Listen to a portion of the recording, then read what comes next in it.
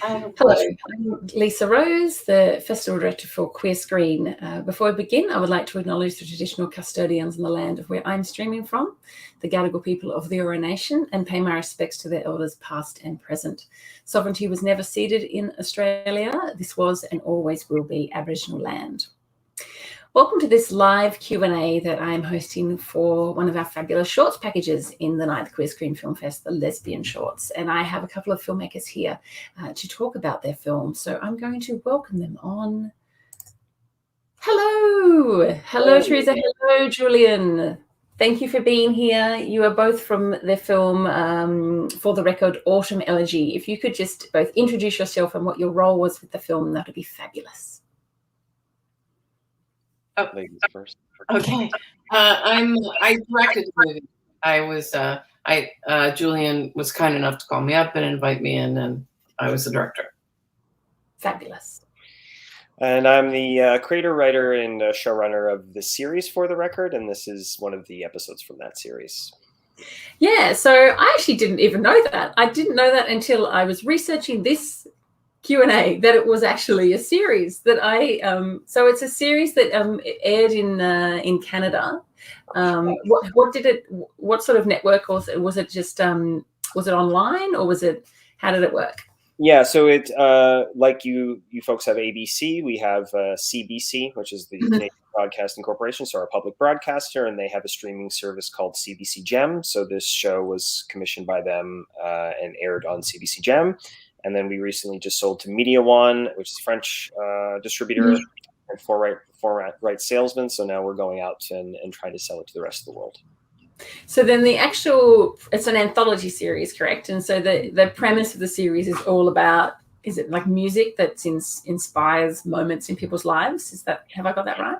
Yep, you got it right. The famous song is the narrative centerpiece for an interconnected love story. A couple starts breaking up, and by the end we try to conspire to get them back together, thanks to the people and the music in their lives that have all interweaved them back together, and speaks to music's universal power to heal and connect. And this particular short is certainly no different. Yeah, so this one obviously features Nina Simone, and the character of Joy has apparently never heard Nina Simone before. I wonder how many people who've watched it are also experiencing Nina Simone for the first time, and how lucky they are that they're now getting to experience Nina Simone. Yeah. So why Nina Simone and that song for this particular short?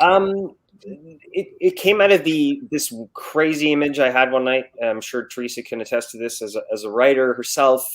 Just an image I had of a 70-year-old woman chugging a bottle of champagne on her birthday and telling her family, "Screw you! I've lived my life for you, and I'm going to go live my own life." And I started to research about just anthems, personal anthems, and I watched that Nina Simone documentary on Netflix and just found her to be such a trailblazer and a brave woman and pioneer in music. And so I started to revisit her music, and this particular song spoke to me as sort of, this is the triumphant kind of "F you to you all" song that Joy would play as she leaves. But there's also a romance to it, and a sensuality that sort of speaks to the burgeoning relationship, friendship, and then romance she has with Fiona. Yeah, absolutely. And it's such a great thing to see older women on screen falling in love. It's not something that we get to see very often, and it's something that I know my audience in particular are always asking for. Was it always sort of the intention to have this thing of that it was going to be a same-sex sort of thing that was? Yes. Yeah, for me, it was, I'm a bisexual man and had gone through my own sort of rollicking sexual identity crisis and romance with men, with a man and a woman, and I was trying to give voice to sort of that story, but I also thought this was a great opportunity to talk about just a woman of a certain age, And I felt that added a bit more stakes to it. Not only that she had come out of a long-term marriage to someone she really, really loved, but also there was a certain cultural barrier and cultural understanding about these issues.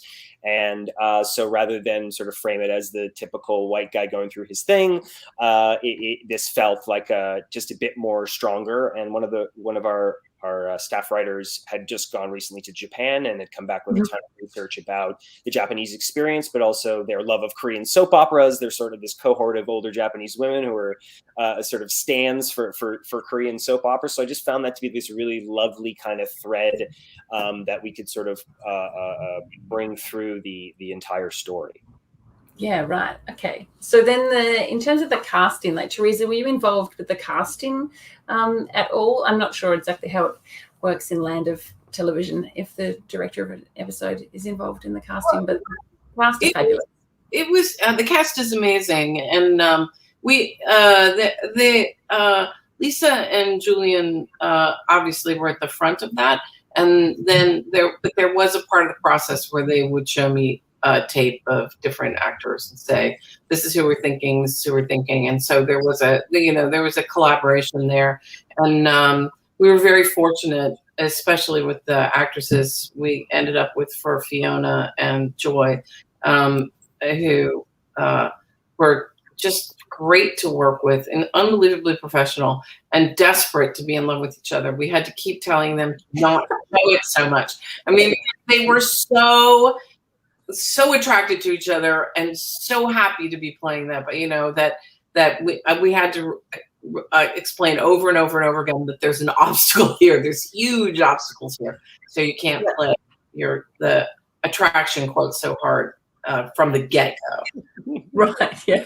When it's and they were terrific, wonderful. Everybody was great to work with. We only had 2 days to shoot it in, which was very challenging and simply could not have been done with less really professional people. And I know some of them are people that Julian and Lisa had worked with on other projects and knew personally. And so I was lucky to be the beneficiary of the depth of their relationships in Toronto. Right. Yeah. Well, they have great chemistry, so I can understand why they were just like, might be hard to get in the chemistry when it's there.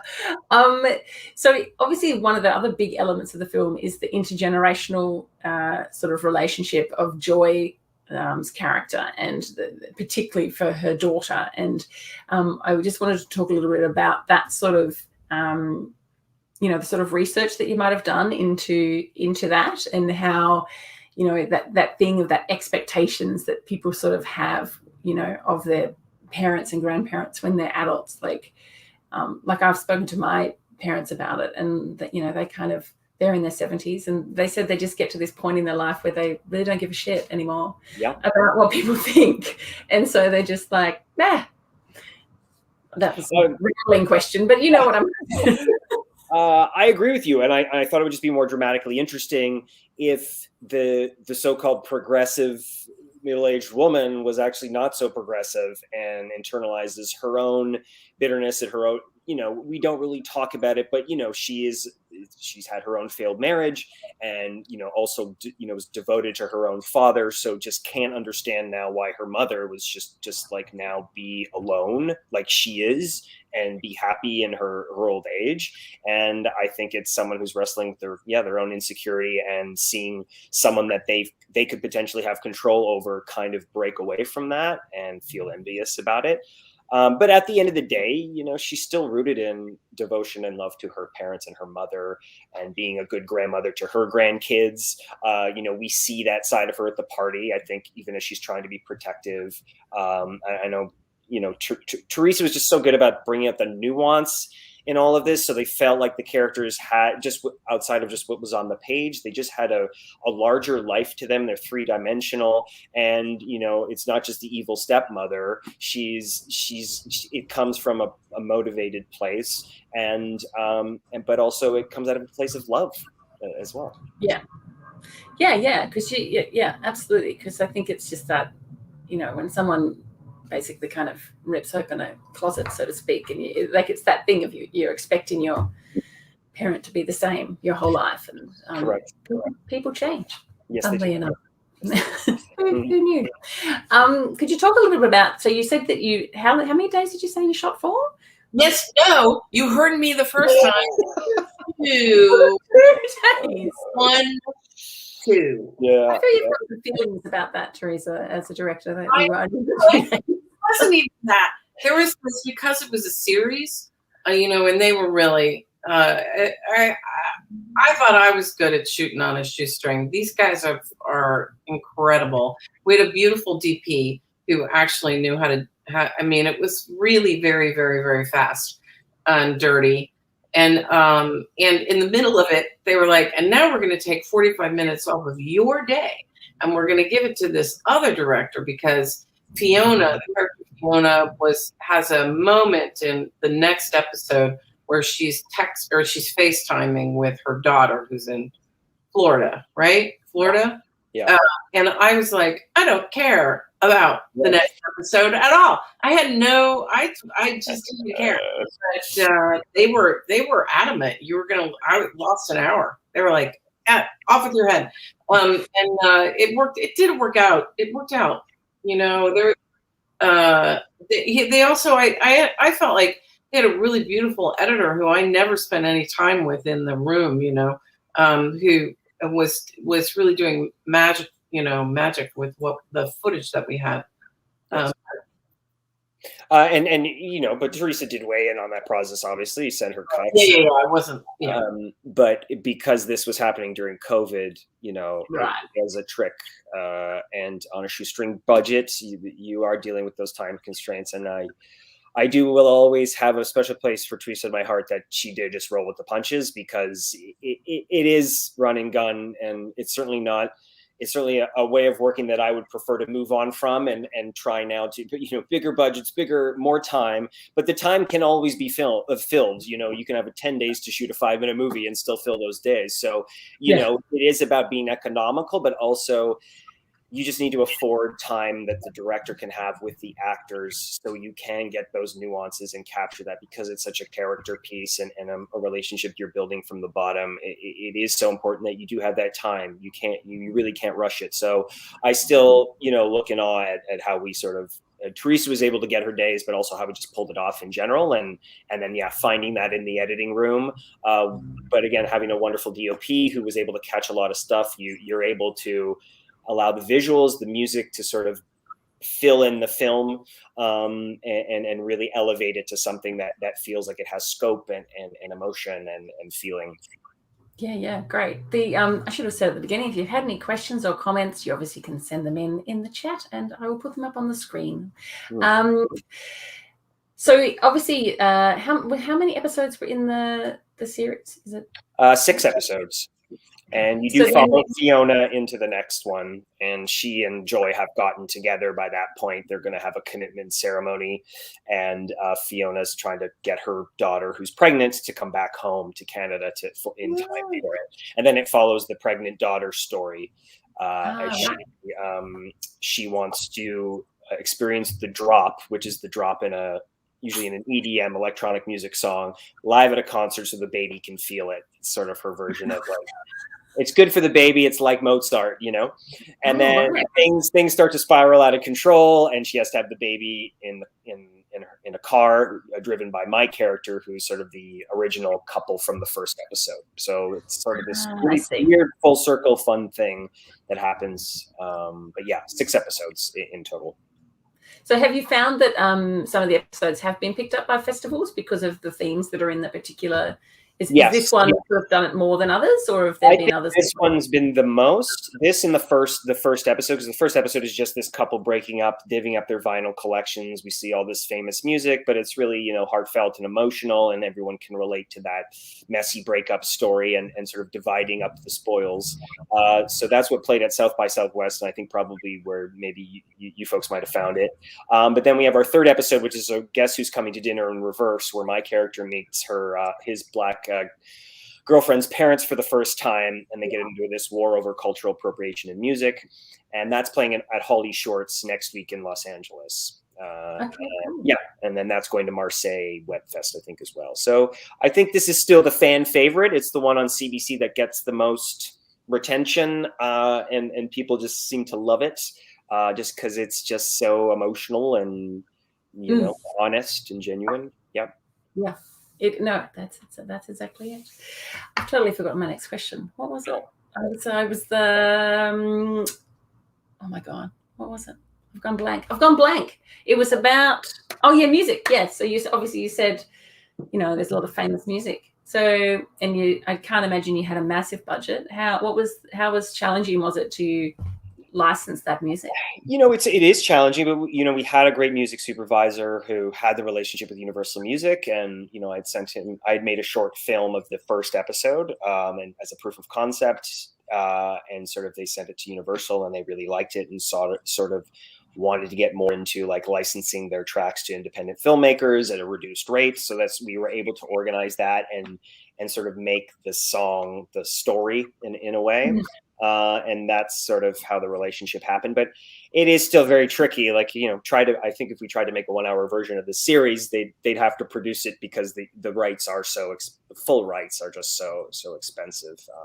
And it's not just masters, it's masters and catalog, publishing, and there's all these, some people own this part of it and that part of it. It really is like an education in how to put something together. But we really got lucky. We had to choose. We had 2 tracks for Nina Simone, and this is the one we ended up with. I think we tried both and tried to get permission, and then this is the one they landed on. So we're still very fortunate that it happened.